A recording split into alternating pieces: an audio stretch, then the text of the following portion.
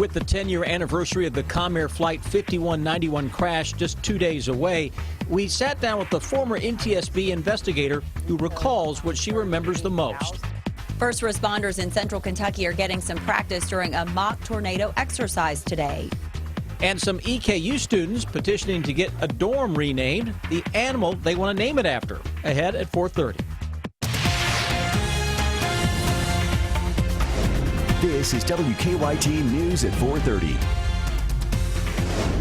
Good afternoon. Sam, Dick, and Amber Philpott reporting. We are just 2 days away from the 10-year anniversary of the Comair Flight 5191 crash near Bluegrass Airport. That crash killed 49 people and left only one survivor. Today, we talked with Debbie Hersman, who led the investigation for the NTSB. As WKYT's Caitlin Sentner reports, she still remembers how the Lexington community rallied together. It's our top story at 4:30. During probably the hardest, most difficult time in people's lives, they still were reaching out to comfort each other. It's been 10 years, and looking back, Debbie Hersman has a vivid memory of compassion and warmth surrounding such a devastating crash. The most abiding memory, I think, of that crash is really the sense of community. Hersman was the lead investigator for the NTSB when Flight 5191 crashed, taking 49 lives and leaving one survivor. She was in a city she didn't call home, but it sure felt like it. Lexington just opened their arms to every single one of us and took us in and treated us like family. So they got to work and did a thorough investigation. It's never one thing. We can't oversimplify. They looked at the environment at the airport and opportunities to improve not just Bluegrass Airport, but airports nationwide, so this would never happen again to another crew and another airplane full of passengers. And so changes were made when it came to runway markings and lighting. The NTSB also looked into human error and advancing technology. I have no doubt that aviation is safer, that there were lessons learned, and that lives were saved because of the work that was done. And she says there's no doubt more changes are to come. In Lexington, Caitlin Sentner, WKYT. A memorial service will be held Saturday morning at the University of Kentucky Arboretum. Speakers include Hersman, Lexington Mayor Jim Gray, UK President Dr. Eli Capilouto, and family members of the victims. The memorial starts at 10. We will air that memorial live here on WKYT. It will also stream live on WKYT.com. Well, the summer feel has returned to the Bluegrass as we head toward the weekend with higher humidity levels and the chance for a pop-up shower. You can really feel it out there. And it's not expected to change anytime soon. Let's check in with Chief Meteorologist Chris Bailey. He's not sweating yet. No, not yet. But you know what? Give me a little bit and I'll work on that. In a day like this, though, if you're outside for any period of time, yeah, you're going to start to sweat it out. And over the next few days, I think that sweat factor increases. Upper 80s to low 90s, as expected across the entire area this afternoon. Heat index, ouch. 96 is what it feels like Lexington and Frankfort into Moorhead, 98 into Jackson. That's the pattern we are dealing with, my friends. Here is your Defender Radar Network, and it is picking up on a little scattered shower into parts of Wayne County, but I've got some thunder and lightning showing up near Middlesboro into Bell County. That's on 119 and points south from there. Getting in on some thunder and lightning down into the Smoky Mountains, parts of Tennessee. Getting in on some showers and some thunderstorms as well, and that's going to be the pattern as we go through the next few days. What you see and what you feel is what you're going to be getting. 85 isolated shower thunderstorm from 7 to 9 this evening. 99% of us will stay dry. 7 o'clock, 11 o'clock, 7s are wild, 77 degrees, and a very muggy evening in the Bluegrass State. Guys, hour by hour forecast and a tour of the tropics to show you what's cooking in just a few. Chris, thank you. A tornado outbreak in Indiana spawned at least 12 tornadoes yesterday. The hardest hit area appears to be in the town of Kokomo, 40 miles north of Indianapolis. Dozens of homes and businesses were damaged there. No injuries or deaths were reported in the storms. Well, today, first responders in a central Kentucky community were trained for a disaster just like the one that happened in Indiana yesterday. That's right. A full-scale mock tornado exercise was held in Lincoln County. As Phil Pendleton reports, emergency officials say the possibility of a weather disaster is always very real in our area. Lincoln to Lincoln A. Law enforcement, 735, Lincoln EMS. The tone signaled out a drill exercise, but the images could be real. Dozens of teenagers badly injured after a tornado swept through the crowded fairgrounds. That many casualties to deal with at one time, it taxes everybody's ability. Ambulances from Lincoln County joined air support, and medics rushed to help the wounded. You know what day is? Triage system with color-coded flags helped technicians know how badly each person was hurt, what kind of treatment they would need. Red is severe, and then, of course, if you see black, then that's death. Students played the victims. Well, it's pretty intense with all the firemen acting all serious, and we're actually getting tagged and carried out on the boards and everything. These students will be transported to the local hospital, Fort Logan Hospital, where their trauma unit will take action, and it helps them with their certification, us with our certification. Can you talk?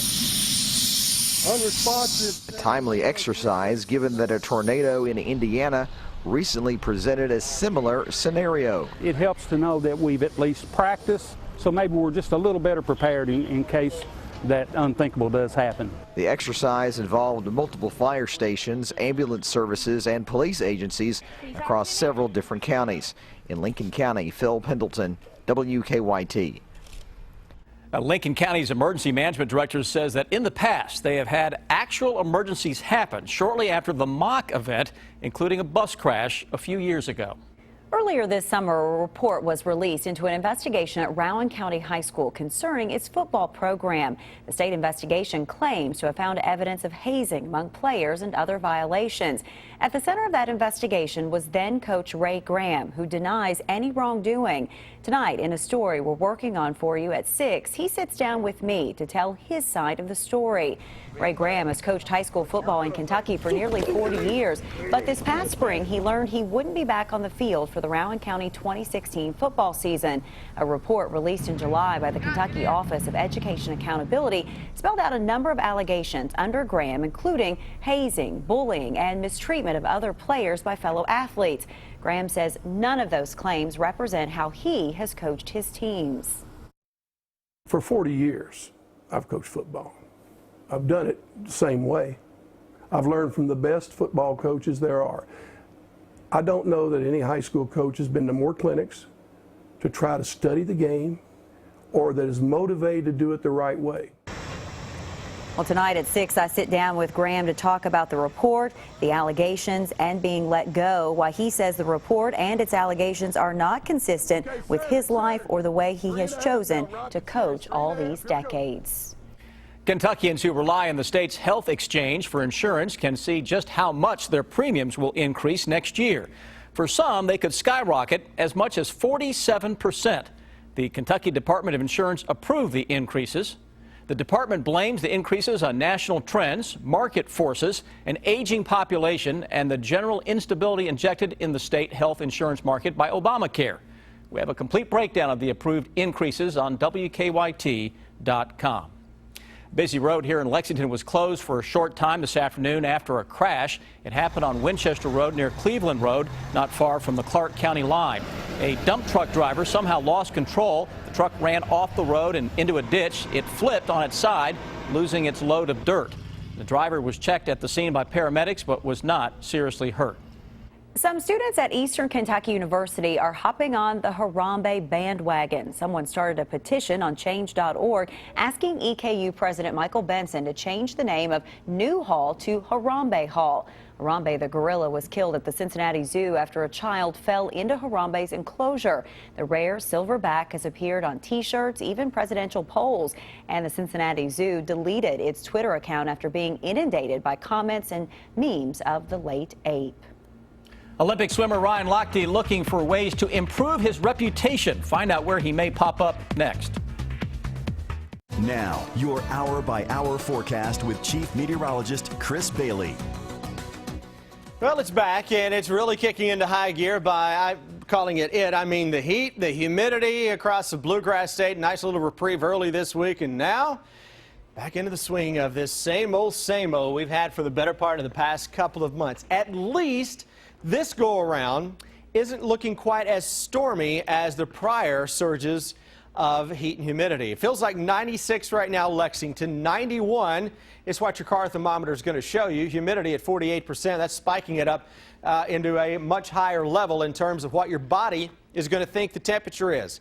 Don't even look at your car thermometer. Always about the heat index. Anytime it gets above 95 degrees, that sweat factor really increases. You tickle 100, and now we got to be a little cautious if we're outside.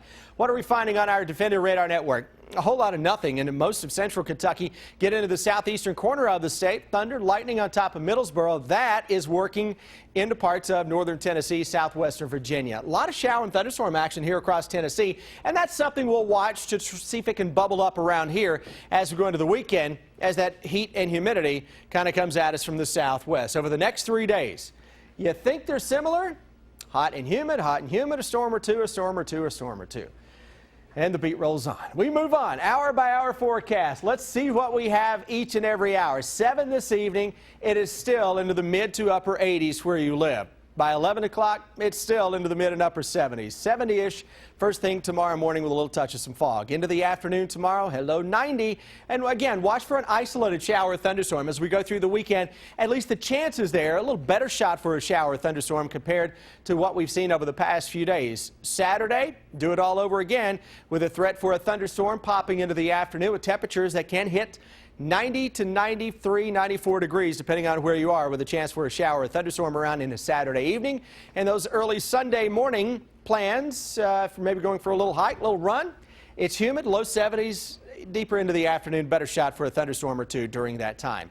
We're keeping an eye on the tropics, and this is a system that hasn't even formed.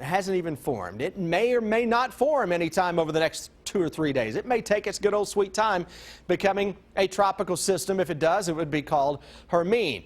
It's that little mass of clouds to the north of the San Juan area. But we can ask our hurricane computer models to kind of spit out different resolution or different computer runs showing where they think the track of that will go. It's called a spaghetti plot. Spaghetti because it looks like spaghetti. You got all these different models thrown in there.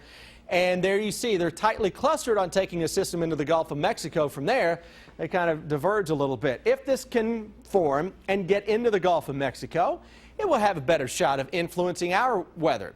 It's already tropical across the region as of now, so we'll see what happens in about a week and change from now. Between now and then, every day is basically the same as the day before, guys. Upper 80s to low 90s, 70s for lows, daily threat for a thunderstorm. Let's hope for our friends in Louisiana it steers way clear of all that. That's the last thing they need. Exactly right. We don't want it to get into the Gulf to begin with, and especially if it does get there, let's hug the east coast of Florida if nothing else. Stay away from Louisiana. Yeah. Thanks, Chris. It's the Ultimate Outdoor Expo, complete with boats, campers, ATVs, and more. I'm Deanne Stevens, out and about at the Kentucky Horse Park today. It is the best way for outdoor enthusiasts to see what's new on the market. It is the Ultimate Outdoor Expo. And our Deanne Stevens, who else is out and about at the Kentucky Horse Park with all things outdoorsy? Hi, Deanne. Hey, good afternoon, guys. It is the Ultimate Outdoor Expo, and this is like a huge playground for me. I'm in heaven checking out all the different boats, the campers. They brought in RVs, ATVs, jewelry for the ladies, a little bit of everything, it sounds like, with Ultimate Outdoor Expo. Kim Stewart is with us. She helps put the show together.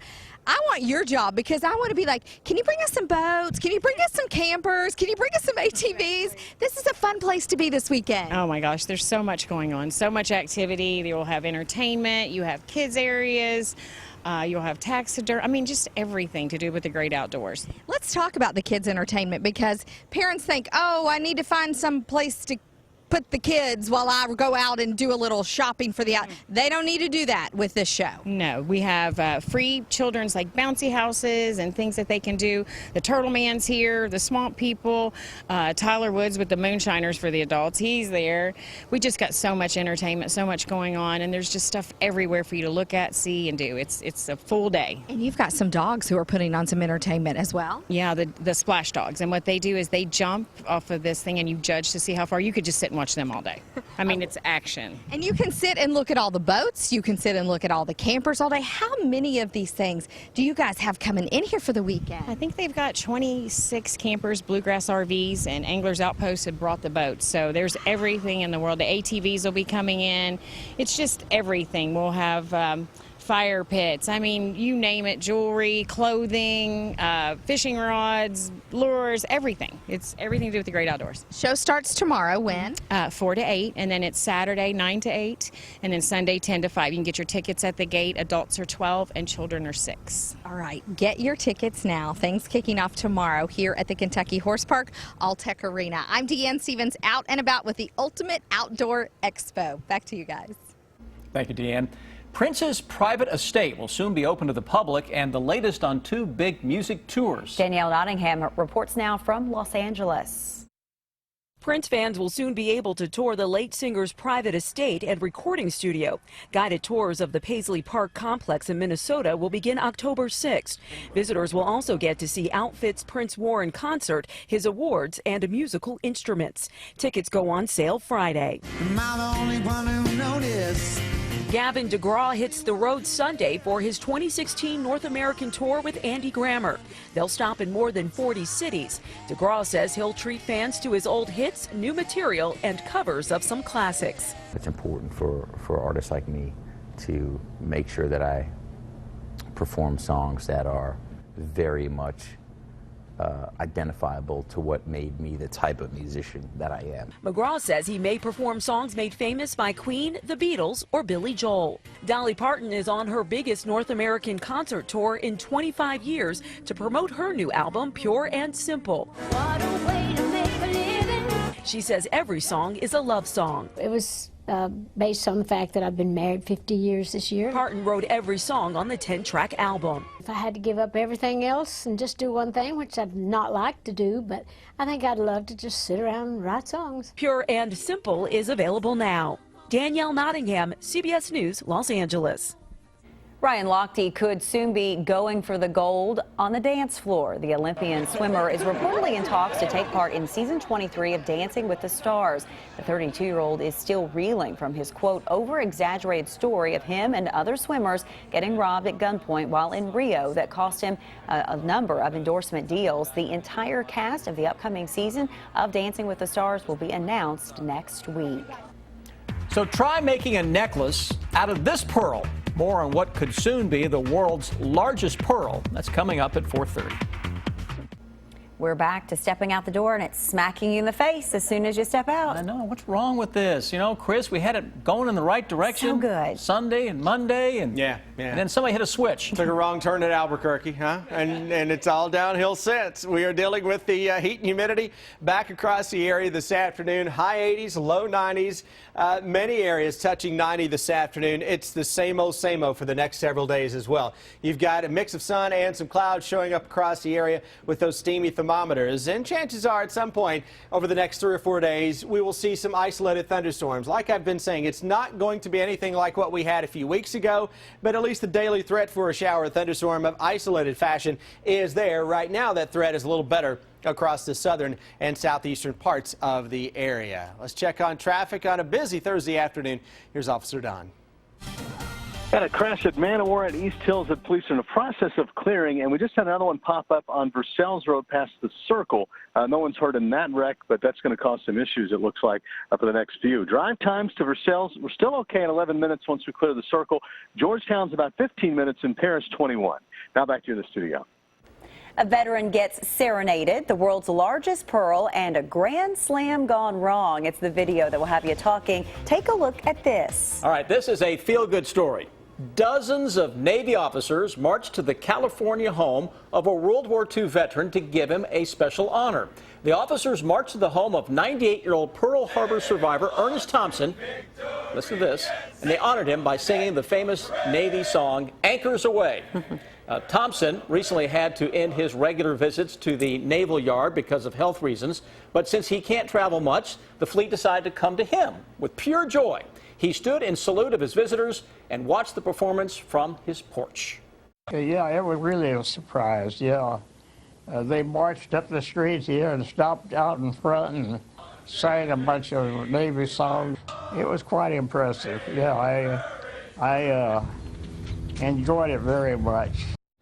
He holds that salute. He is awesome. Video of this surprise serenade was shared by the vet's grandson on Facebook. It's been viewed more than 4.5 million times. That is the sweetest. All right, a huge pearl, maybe the world's largest. We dare you to try wearing this jewel around your neck. Just look at it. The enormous pearl was originally discovered inside a giant clam in the Philippines.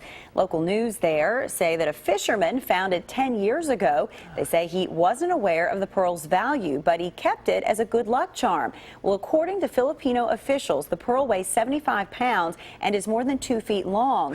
Gemologists still need to verify its weight and value. As of now, this pearl officially is the largest, but it may soon need to move over and make some room as it only weighs a mere 14 pounds. Goodness gracious. Yeah, that is something. Well, usually smashing a grand slam during a baseball game is something to celebrate, right? But it can be a bummer when the blast also smashes the windshield of the guy who hit it. That's what happened when Brandon Thomas launched a bases-loaded homer on Sunday. Turns out the ball ended up sailing over the left field fence and into his windshield. Thomas plays for the Gateway Grizzlies of Sauget, Illinois. I think I mispronounced that, but it's in Illinois. He says a couple of people have offered to fix the windshield for him. That ever happened to you? You're a softball player. Did you ever hit a home run and smash your window? No. That was never any fear of that happening. It happened to Brian Milam. I bet it happened to Brian up in sports. He's a big baseball player. On that note, please stick with us. Here's what we're working on for you now at 5 o'clock.